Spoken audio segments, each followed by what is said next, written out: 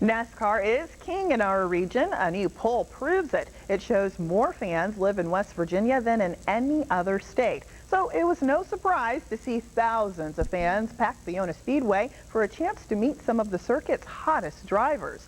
News Channel 3's Brandon Gano talked to some of the fans to see why West Virginia is the NASCAR capital and what the drivers think about it. NASCAR fans took over the typically dead Ona Speedway, all dying for their chance to meet their favorite driver.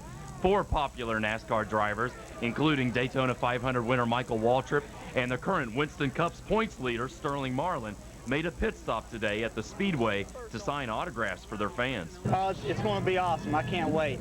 You want to get his car autographed that he won Daytona with, and it's going to be a great thrill for me. This is the end of the line here. It's a little intimidating. Now, in order to get to the front of the line, some people came here as early as 4 in the morning and from as far away as Atlanta, Georgia. I actually got in from Atlanta at 3:30 this morning after a 10-hour drive.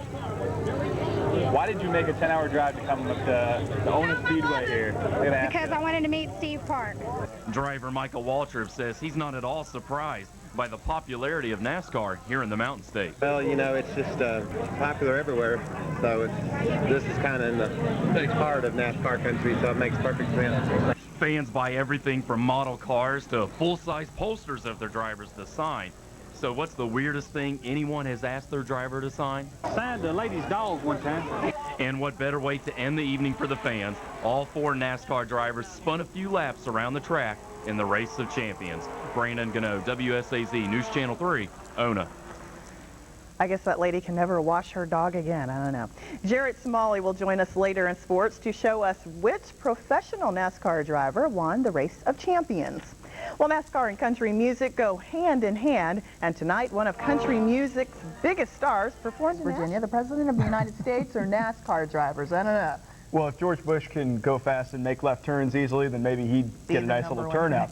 While the rest of their NASCAR counterparts spent the night resting and waiting at Pocono, Winston Cup stars Michael Waltrip, Sterling Marlin, Steve Park, and Kenny Schrader spent the night behind the wheel in Ona. More than 4,000 race fans from the nation's NASCAR state turned out to see West Virginia's current version of a Winston Cup race. The Race of Champions pitted the 4 NASCAR stars against each other in locally owned late model cars for a 20-lap feature race.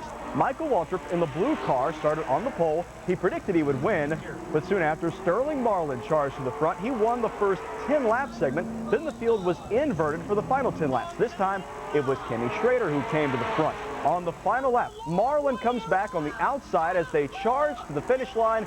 Not quite enough, though. Schrader hangs on to take the win, and Marlin takes second. All the drivers said it was a fun race for the fans, but they still wanted to win.